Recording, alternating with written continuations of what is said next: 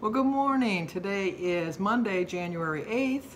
It's very nice outside. It is so warm. It is 34 degrees. I can't walk though because we got 4 inches of snow last night. Jim just got done shoveling the snow and he's gone to the eye doctor. He had an eye doctor appointment, but he's able to drive himself. So just got out of the shower. I'm still a clumpy mess. My hair is still wet. I need to get a haircut. But and I did break down and do the Leslie Sansone, or whatever her name is, video for walking this morning. I'm telling you guys, that's exercise. That's not. I didn't find it enjoyable like my walk outside. I think I lasted, well, I did do 10 minutes, and then my video froze. I was watching it on YouTube. I have satellite TV. We've gone through that. I hate it. Once my contract's over, I'm gone. But I still have another year. But anyway. What was I going to say? It just felt like work. If I'm going to do that, I think I'm going to try tomorrow. I'm going to do Sweating with the Oldies with Richard Simmons, because at least I'm dancing. I've told you there's a dancer in me. Maybe we'll find it. Probably not, but I'll try. But I did do that for the 10 minutes, and then Denise called, and the whole time I talked with Denise, I walked around the house, and then I had to call to refill some prescriptions because I have mail order prescriptions, and so I walked while I did that. I have some cleaning to do today because I didn't do it on Saturday. I was lazy on Saturday. Didn't do it. And so that's my plan for the day. Jim's got to work this afternoon, and I always have low points when he's not home. I don't know why, but I just do. And his doctor told him he had to lose some weight.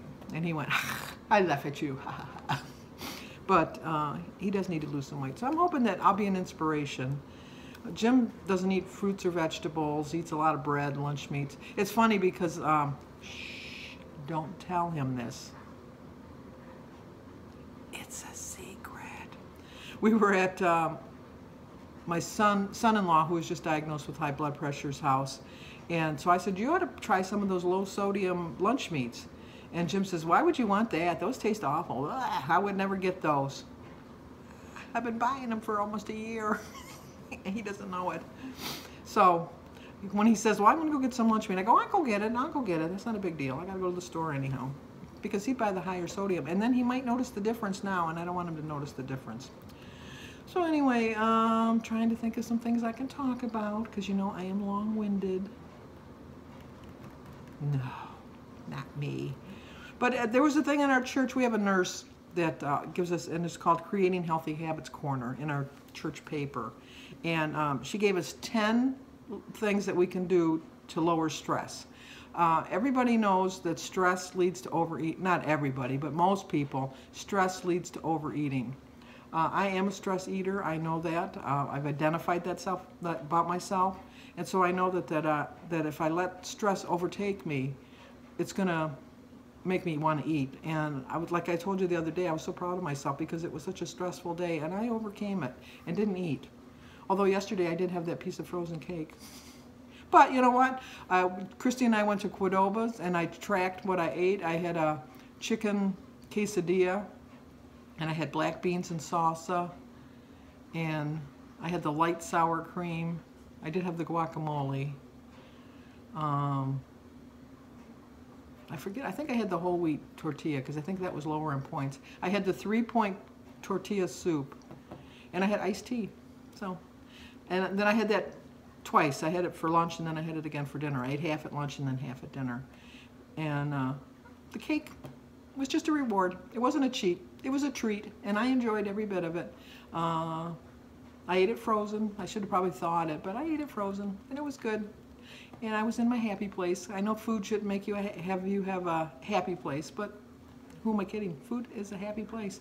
Anything that you do that's happy, food is usually centered around it. Graduations, weddings, even funerals, they're not happy, but food is always involved. So you have to let you control the food and not let the food control you. And so I didn't let the cake control me. I had the slice of cake and moved on. That was it. So anyway, back to the 10 things that you can do to fight stress. First is to talk with your family and friends.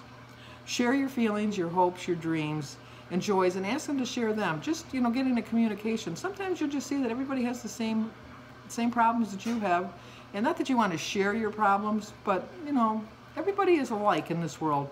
We have a lot of differences, but I think we have a lot of things in common. You want to engage in a daily physical activity. I miss my walking, I really do. But I knew that, you know, it's funny because I forget who it was. When I remember, I'll tell you later. But someone had said that they noticed that it wasn't until I started stopped walking that I started gaining weight or losing weight. Losing weight. But I can see the correlation and how they came up with that assumption. And I really had to re-examine when she said that. And so I went back and looked at my planner of my foods for when I was walking. And I think I justified my walking with being able to eat more and consume more points.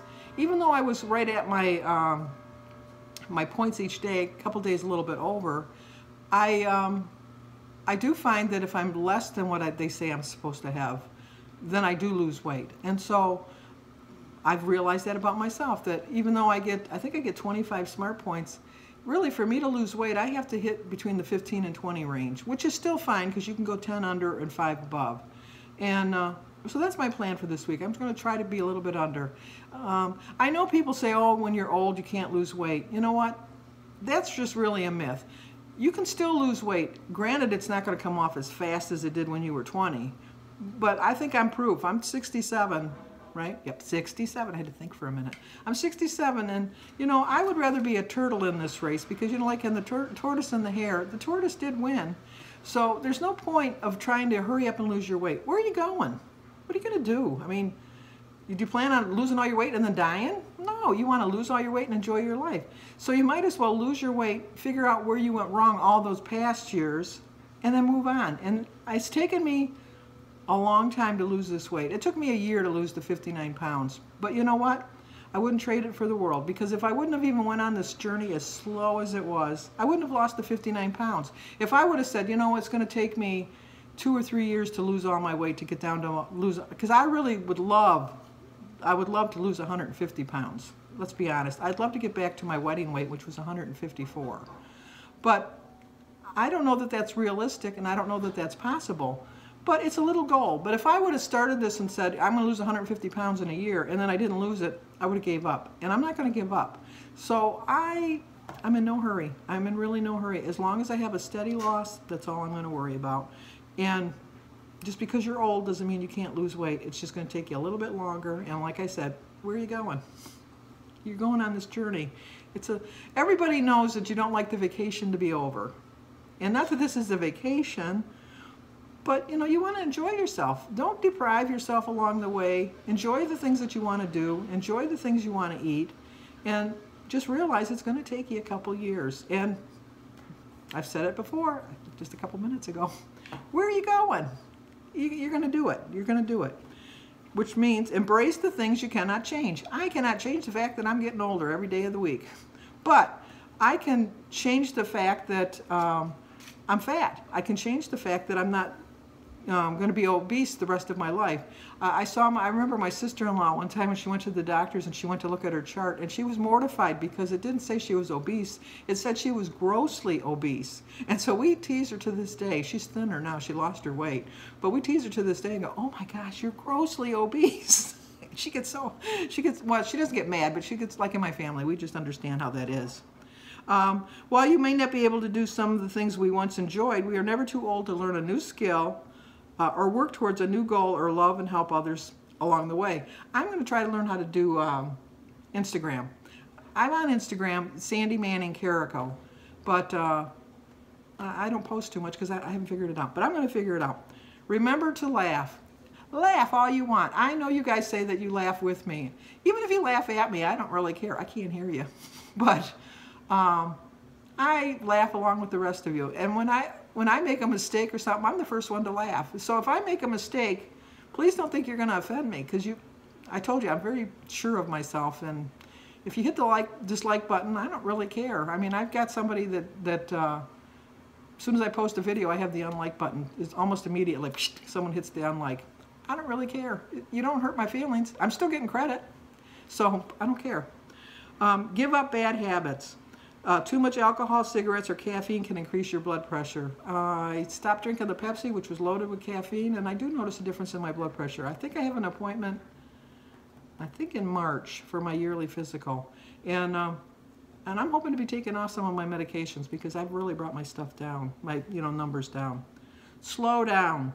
Try to remember it's a pace, not a race. And that's so true. We are in no big hurry to get where we're going. Well, we would like to get to where we're going, but the fun of the journey is the leading up to getting there. And once you get there, you appreciate it that much more. If you have like a 15-hour trip, you dread going for that 15 hours. But once you're there, you're thinking, I'm here. I'm going to have a good time. And so you forgot about the other one. Get enough sleep. It was so funny because this morning, I always wake up around 6 o'clock to go to the bathroom because I go to bed about 1:30, 2 o'clock. And I went to bed last night about 1:45. And I woke up this morning and I had to go to the bathroom, and I thought, I am not getting up. I'm just going to stay in here and sleep in. And I thought, boy, this room is awful light. Why is it so bright in here? It was 9:35. It was time for me to get up. So I got enough sleep last night. I got to go. 1 minute. Robocalls. Don't you just hate them? Think about getting a therapeutic massage. I've never gotten a massage ever in my life, although everybody swears by them. I should probably check it out one time. But they say that for centuries, the well-trained hands of a therapist can be a powerful tool to promote healing and relieve stress. I should try it. Practice giving back. Volunteer your time or spend time helping a friend. Helping others helps you. I make it a point when I'm going out to find somebody to give them a compliment. I always tell them, oh, I like your hair, I like your shoes, I like your coat. Whether I do or not. I don't pick like the ugliest coat and then say, oh, I like your coat. But everybody likes to hear a little bit nice. I make a practice. Of course, you shouldn't brag about what you do, but anyway, I make a practice of once or twice a month paying it forward, paying for the car behind me at the drive-through or something. Just what I'd like to do. Buying somebody's breakfast or something just makes their day. It really does. And it's just the fact that somebody thought enough to either give you a compliment or, you don't know how their day is going. Maybe that's just enough to turn their day around. You don't know. You don't know what's going on in someone's life. Try not to worry. The world won't end if your grass isn't mowed or the kitchen isn't clean. You may need to do these things, but right now, just think, is this the right time? So you want to really think about what you're doing, and does it really need to be done right now? So those are the 10 things you need to do. Once again, blah, blah, blah, blah, blah, blah, blah. Say any blah, blah, blah, blah, blah along. So it'll be a 2-part video, and I'm glad that you guys don't seem to mind. I only do 2 15-minute videos because I do everything on my phone, and I use the iMovie, and the iMovie only allows you to do a 15-minute video, which is probably good because I would go on and on and on and on and on and on and on and on and on.